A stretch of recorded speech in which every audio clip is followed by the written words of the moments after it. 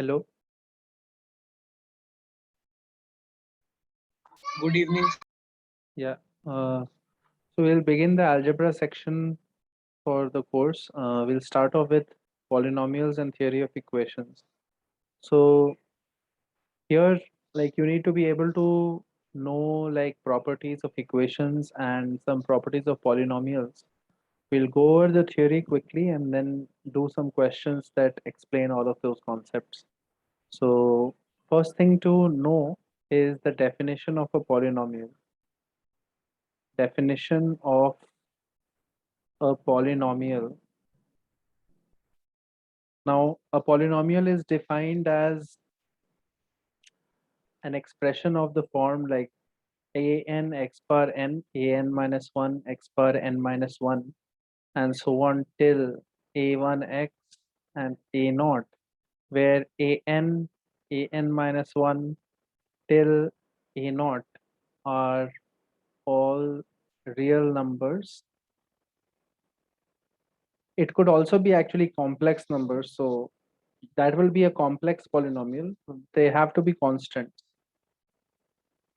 Are all constants, could be real or imaginary, and the polynomial would be a real or complex polynomial. The only condition is that the powers of x in every term have to be positive integers. Whole So cannot be fractions, cannot be irrational, cannot be negative. So that is the condition. Once we have that condition, we will have this as a polynomial. That is a polynomial. It's a collection of terms. And what we want to understand is if you have a polynomial equation, like if you have an equation in terms of this, so an xn plus a1x plus a naught is equal to 0, then what can we say about the roots? What can we say about the roots? So there are multiple things here to understand. The first thing is the fundamental theorem of algebra, which says that any nth degree equation has at least one complex root. Any n degree equation has at least one complex root. So this theorem was proved by Euler, and we will not look at the proof. The proof is a little advanced. But if any n degree equation has at least one complex root, then what you can do is you can say that an x bar n plus an minus 1 x bar n minus 1 and so on, this complex equation has say a root x is equal to alpha. And if it has a root x is equal to alpha, you can take x minus alpha as a factor. X minus alpha can be taken out as a factor because we have factor theorem which says that if x minus alpha is a factor, then f of alpha is 0. So x is equal to alpha being a root means f of alpha is 0, right? So if you take out x minus alpha as a factor here, you will end up with a new polynomial which will have power x minus 1 plus b1x plus b0 is equal to 0.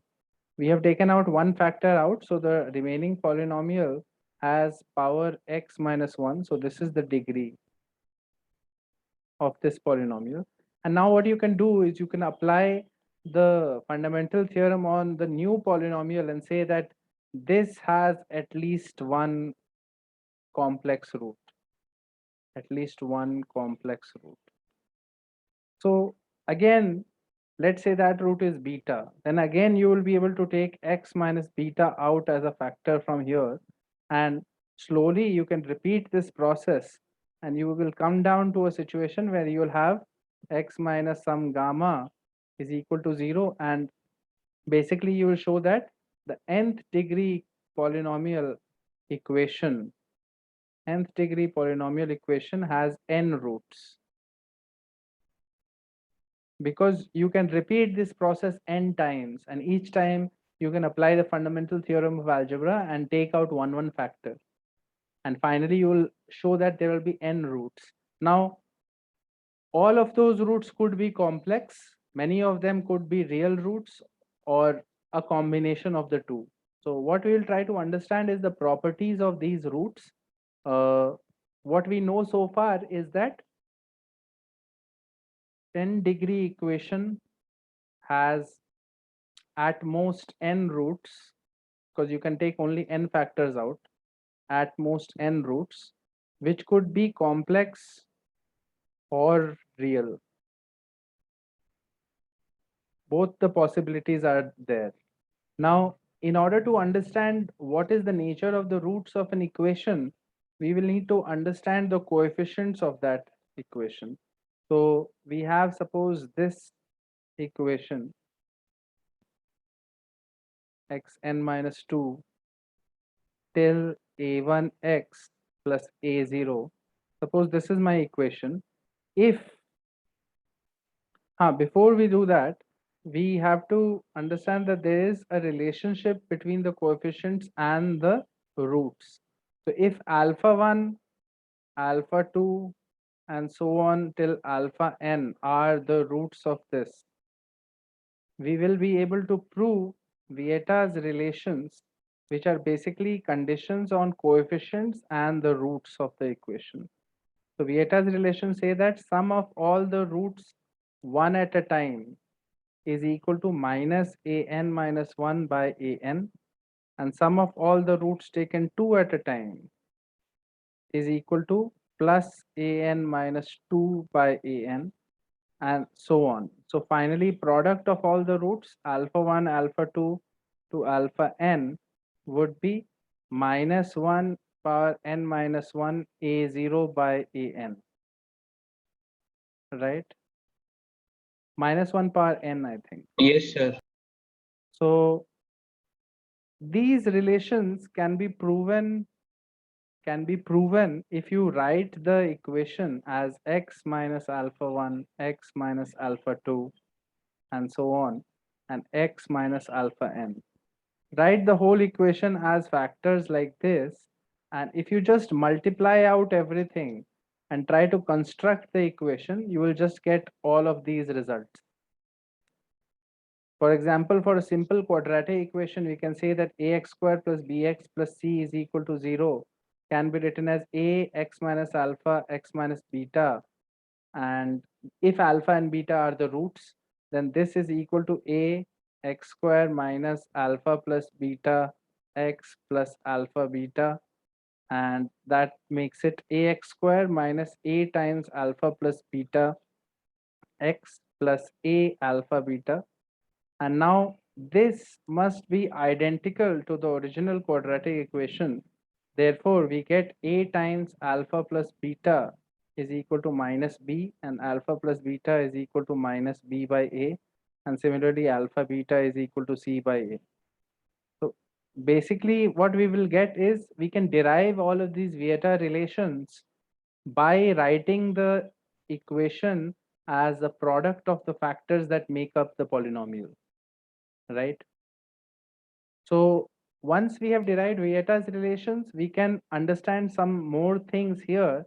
So for example, if you have an equation like this, an x bar n plus an minus 1 x bar n minus 1 plus so on till a2x square plus a1x plus a naught is equal to 0. Like if all the coefficients, of the polynomial are real, if all the coefficients of the polynomial are real, then what we will get is, since sum of the roots alpha 1 plus alpha 2 plus alpha n is equal to minus an minus 1 by an, this is purely real, right? This is purely real Yes, sir. because the coefficients of the polynomial are real. So sum of the roots has to be real. Similarly, sum of the roots taken two at a time has to be also real, and all such sums are real. That will imply that imaginary roots or complex roots, if they occur, they have to occur in pairs. Occur in pairs. Pairs as in, if there is one complex root like a plus ib, there will be another complex root a minus ib, which is its conjugate, because only then will you have the sum of these two turning out to be real. If they don't occur in pairs, what would have happened was the sum of all the roots would have been something complex. But actually, since the coefficients of the polynomial are real, the sum of the roots has to be real. That means any imaginary part in any one root has to be cancelled by the conjugate imaginary part. So this result is valid. Imaginary roots occur in pairs only if all the coefficients of the equation are already real, right? Like similar results you can Yes, prove sir. if coefficients are all rational. Coefficients are all rational. You can say that irrational roots will occur in pairs. Irrational roots will occur in pairs. Will occur in pairs. So things like this will tell you sometimes how many real roots will be there and how many imaginary roots will be there. So if you have a polynomial with real coefficients, the number of real roots will be either n or n minus 2 or n minus 4 and so on. It will never be n, it will never be odd numbered. Like complex roots cannot be odd numbered. So that will help in finding out the roots. Then the next thing that I want to discuss is the division algorithm for polynomials. So you can say that if you have a polynomial px having degree n and another polynomial qx having degree say m, where m is less than n, then you can always divide px by qx. You will get, actually I should have named it dx. So let's call this one as divisor polynomial and this is dx. We can always write px is equal to qx multiplied by dx plus rx, where rx has degree less than degree of dx, which is the divisor polynomial. So qx becomes your quotient, this is your divisor, and this is your remainder polynomial, while px is your dividend. So this is similar to what we do in basic number theory. We can say that a is equal to bq plus r. Similarly, we are writing here px is equal to qx dx plus rx. Now, this is important because sometimes what you want to say is when you divide a polynomial by another polynomial, what is the remainder? We know here that this remainder has to have degree lesser than this degree. So if someone asks a cubic this is being divided by a linear polynomial this, then I will get some quotient and I will get some constant remainder. This has to have degree 0. Because I'm dividing by a linear polynomial, my remainder has to be some degree 0, so it has to be some constant. Similarly, you can predict things like this and use this in problems. Factor theorem and remainder theorem can be used like this in problems. So we'll see how to do that. We'll see some examples of that. Then one more thing that you need to be aware of is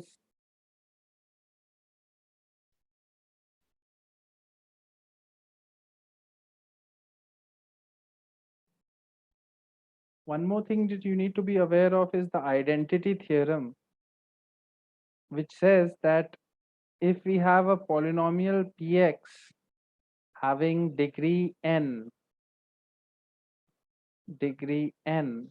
and it is equal to 0 at n plus 1 distinct values of x. We have p of x is equal to 0 at n plus 1 distinct values of x, then n plus 1 or more, then px polynomial is identically 0. Px is identically 0 because this cannot be true unless you have a violation of the fundamental theorem of algebra. Basically, any px can have at most n roots, has at most n roots. So if it has at most n roots, then it cannot be 0. It cannot be 0 at n plus 1 points. This implies that there are n plus 1 roots, right? If it is 0 at n plus 1 points, then that is a violation of the fundamental theorem of algebra. So actually what has to happen is all the coefficients of this polynomial must be 0. So one way to use this is questions like this. So for example, if you have a question like this, it says let a polynomial px be such that let px be such that x into p of x minus 1 is equal to x minus 4 into p of x minus 4 into p of x for all x belonging to real. Now find all such p of x is the question. Now in this case, we have a condition that is true for all x. So we can obviously put a few x's and see what is coming from there. So if I put x is equal to 0, for instance, here, you'll get 0 into p of minus 1 is equal to minus 4 into p of 0, right? Now 0 into something Yes, sir. is 0. So therefore, this implies that p of 0 is 0. So that is one piece of information that we get. And the second thing that you can see from here is if you put x is equal to 1, for example, this side will become 1 into p of 0 is equal to minus 3 into p of 1. So p of 0 is 0, therefore p of 1 is 0. We are getting p of 1 is 0. And if you put x is equal to 2, what we get is 2 into p of 1 is equal to minus 2 into p of 2. And again, p of 1 was 0, therefore this is also 0. So we are getting p of 2 is also 0, right? And similarly, you can prove that p of 3 is also 0, correct? Yes, sir.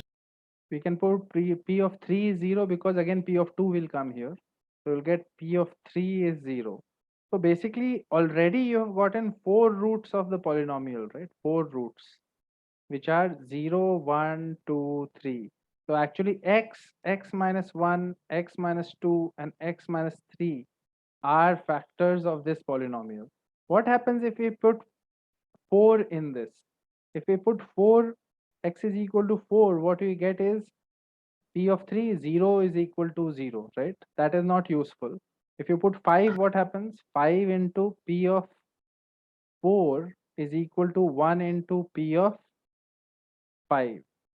Now, this is a new relation. This is not giving any zeros, correct? Correct. Yes, sir. So far we have gotten this much information for this, and now we are not getting any zeros. So what we will say is, we already know that px is a polynomial such that it has 4 factors, x, x minus 1, x minus 2, and x minus 3, right? So we can write px as x, x minus 1, x minus 2, x minus 3, and q of x. Q of x is unknown to us right now, right? Now you can use the original relation here and say that x into p of x minus 1 will be x into P of x minus 1 will be x minus 1, x minus 2, x minus 3, x minus 4. Q of x minus 1 is equal to x minus 4 into P of x, which is x minus 1, x minus 2, x minus 3, and Q of x. So now we can cancel some of these factors. X cancels, x minus 1 also cancels, x minus 2, x minus 3 gets cancelled, and x minus 4 also cancels. So finally what you're getting is Q of x is equal to Q of x minus 1, right? And this relation is true for all x's, correct? So Q of x is for all x, this is true. So that means that it is an identity function, right? Identity function. Yes, sir. So it is some constant basically. So you'll get Q of x is some constant, and if you put Q of x as C, you get your P of x. P of x becomes this into C. So that gives you the nature of this particular function. We did not use the property that I thought we will use, but it's fine. We will see examples where you'll use those properties soon. So for example, if we do this question, uh, if we have to do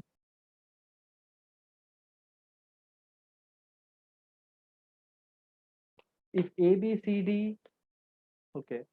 So let's say if alpha, beta, gamma,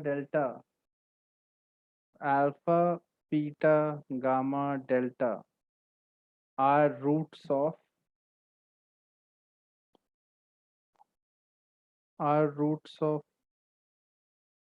x power 4 plus px cube plus qx square plus rx plus s is equal to 0. Identity function is just q of x is equal to some constant. Identity means if you have q of x is equal to q of x minus 1, then basically you can say that I can replace x with x minus 1 and it will become this relation. So basically all values of x are any value of x you put in q, it is becoming same thing. So that means the q function is equal to some constant. So that is the meaning of the identity function. It is some constant value. That's why q of x is equal to some q of x minus 1 for all x. Now here, but coming back to this question, this is the equation whose roots are alpha, beta, gamma, delta. I have to find out the value of 1 plus alpha square, 1 plus beta square, 1 plus gamma square, 1 plus delta square. I have to find this value. So in general, in questions like this, always what you should do is try to factorize it as the equation in terms of the roots as the factors. So you can write it like this. This equation can be written like this, right? There are 4 roots. Yes, sir. So if you write it like this, then you know that, okay, now this equation this is an identity, it is always true. So now I can put some values of x. If I put x is equal to 1, I'll get 1 minus alpha, 1 minus beta, and so on, right? And this side I would get 1 plus p plus q plus r plus s. So I would have gotten some expression here for 1 minus alpha, 1 minus beta, and so on. But what I need is a different sort of expression. I need 1 plus alpha square and so on, right? So in order to do that, there are 2 ways to do this question. You can factorize this. You can say that I can write it as 1 minus I alpha and 1 plus I alpha.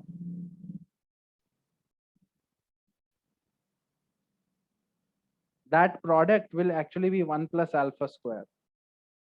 You can factorize this like this and then try to substitute here.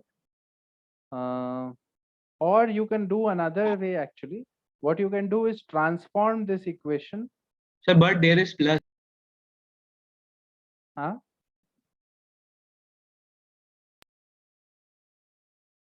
What are you saying? 1 minus I alpha into 1 plus I alpha is giving you 1 plus alpha square only. So what we want to do is we want to substitute something for x. Substitute something for x here in this equation, in this one. So what should Okay, sir, now I got it. so 1 second. Here if I have 1 plus alpha square, 1 plus beta square. So what I can do is 1 minus I alpha, 1 plus I alpha. And this can be written as minus I square minus I alpha and minus I square plus I alpha. So why have I done that? Because I want to take alpha, I don't want the I multiplied with alpha. I want to take I common outside. So this will be minus I common here, alpha plus I, and this will be I common here, alpha minus I, right? Correct. Yes, sir. So it is becoming minus I square alpha plus I, alpha minus I, which minus I square is 1 only. So this is alpha plus I into alpha minus I, which is more convenient to write.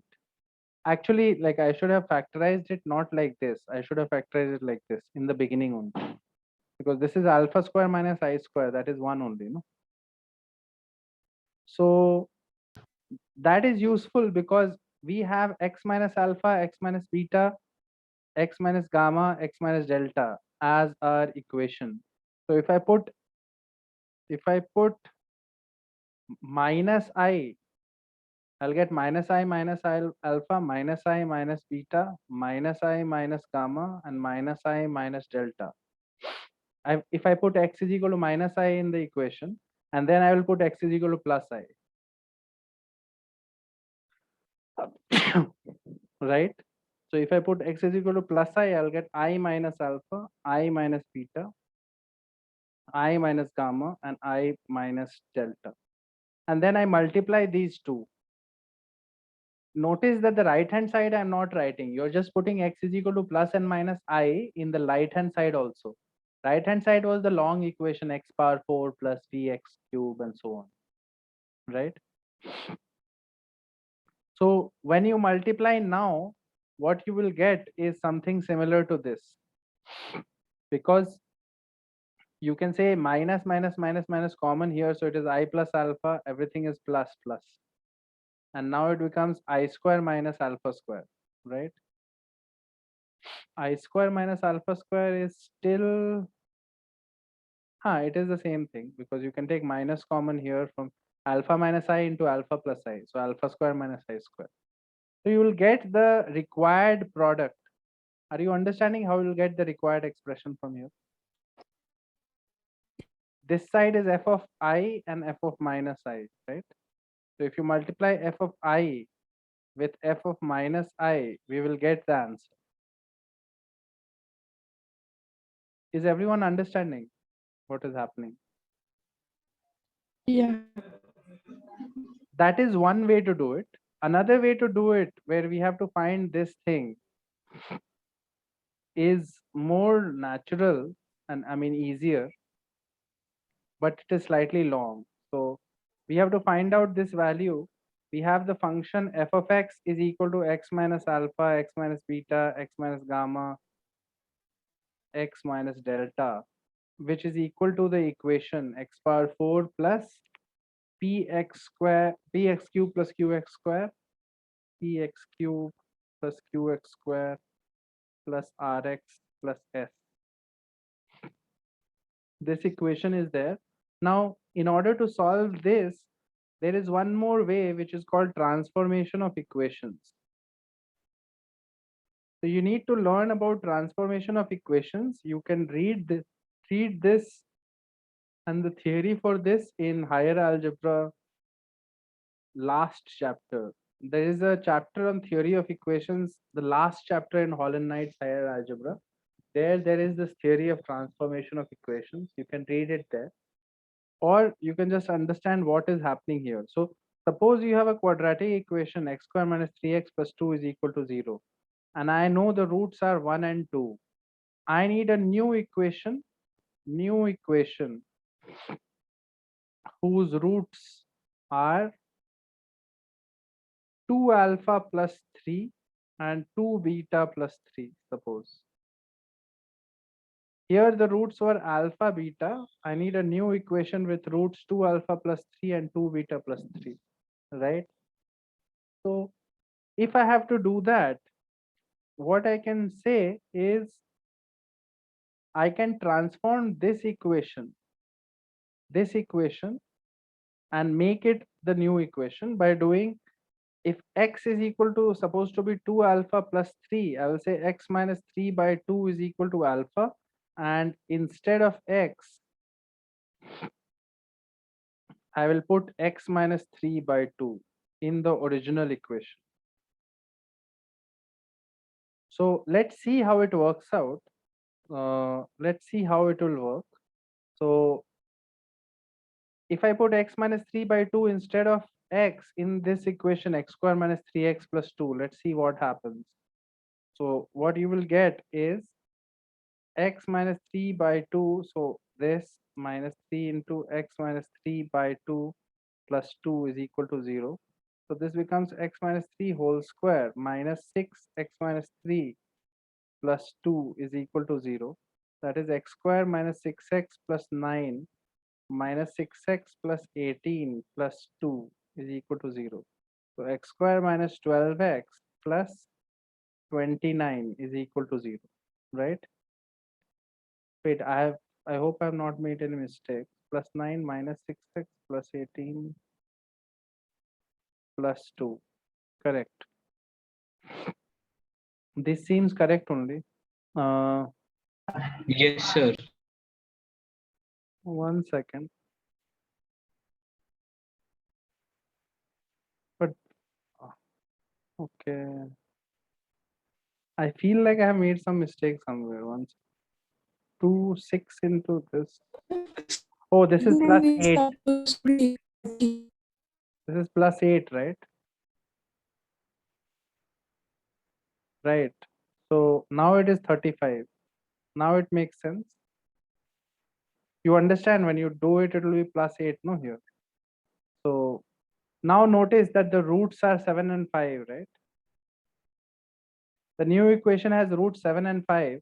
And look at the old equation. It had roots 1 and 2. And 2 into 1 plus 3 is equal to 5. And 2 into 2 plus 3 is equal to 7, right? You understand? Yes, sir. So basically we are changing an equation to make it look like another equation with different roots. And the process is this. If you have any equation, let's say ax squared plus bx plus c, if its roots are alpha and beta, and if you want a new equation whose roots are some function of alpha and the same function of beta, like in case I want a equation with roots alpha squared plus 1 and beta squared plus 1, for example, then what I have to do is I have to put x is equal to f of alpha, whatever that function is, and solve for alpha in terms of x. Alpha is equal to f inverse x, some function of x, it will come. And then this is what you replace. You replace x with f inverse x in the original equation. So basically, in the case of alpha squared plus 1 and beta squared plus 1, I will say x is equal to alpha squared plus 1, x minus 1 is equal to alpha square, alpha is equal to root of x minus 1. And I will take this root of x minus 1 and I will put it back in the original equation. And if I do that, I will get a new equation, right? That new equation will have these roots. You understand? You can try that out in any question. For example, suppose x square minus 13x plus 36 is my equation. Now we know that roots of this are 4 and 9, right? Correct. Now I need a new equation whose roots are root alpha plus 1 and root beta plus 1, suppose. These are alpha and beta. I need a new equation with roots this, right? So what do? I do x is equal to root alpha plus 1 and and solve this. So solve it for alpha. So x minus 1 is root alpha and alpha is equal to x minus 1 whole square, right? Correct. Yes, sir. This x minus 1 whole square I will substitute for x. So it will become x minus 1 whole square minus 13x minus 1 whole square plus 36 is equal to 0. So now what I am getting is, one second, x is equal to this, alpha is coming as this, correct. Yeah. So what I'm getting is x minus 1 whole power 4 minus 13x minus 1 whole square plus 36 is equal to 0. Now, obviously, I don't want to expand it and solve it. I can solve it from here itself. I can say this equation will have roots such that x minus 1 whole square could be 4 or 9, right? This is my t and this is my t. So this is t square minus 13t plus 36, right? So x minus 1 whole square could be 4 or 9. So x minus 1 could be 2 or 3 and x could be now 3 or 4, right? You can expand it and get it also, but in general this method works. You are basically changing the equation to make a new equation with different sorts of roots, which are functions of the old equation's roots. So why am I telling you all this right now? Because in this question we needed a new equation with roots like this, right? We needed a new equation. If I have a new equation with roots these, then I just need to find product of the roots, right? So given the original equation x power 4 plus px cube plus qx square plus rx plus s is equal to 0 had roots alpha, beta, gamma, delta. I need a new equation with roots these. So what I need to do is I need x is equal to 1 plus alpha square. So alpha will be equal to x minus 1 root x minus 1. So I have to put this root x minus 1 instead of x everywhere. Once you do that, you will get some terms like this: x minus 1 whole square plus p x minus 1 root of x minus 1 plus q x minus 1 plus r root of x minus 1 plus s. This is not a polynomial right now because some powers are radicals. So what you do is isolate all the radical powers on one side and square it. So this is equal to p x minus 1 plus r into root of x minus 1 minus, and take whole square on both sides. Whole square on both sides, when you take, the root x minus 1 will disappear and become a normal power, right? And that big equation will be your new equation. That will be your new equation. When you simplify it and make it look like a regular polynomial, you will be able to say that 1 plus alpha square, 1 plus beta square and all are roots of that polynomial. And then you can find the value of the product of the roots by just using Vieta's relation. So polynomial theory will continue. There is one or two things that I want to discuss. Tomorrow's class will be that, but you can already start doing the exercises here. What you should do is Pathfinder Senior, and start doing the exercises there. So build up your understanding. Build up your understanding. So you can start with 1 and you can go ahead from there. 1, 2, and so on. Start attempting those problems. We'll discuss questions from this book. This will be sufficient for your IOQM for sure. So tomorrow's class we'll continue and we'll do things like what is the rational roots theorem, what is irreducibility, and more properties of polynomials. Okay. So that's all for now. Tomorrow's class will continue from this point. Start solving some problems from this book. This book will be useful and you will be able to make algebra strong. Just do the exercises. Okay, that's Okay, all for sir. now. Thank you. We'll continue tomorrow. Bye.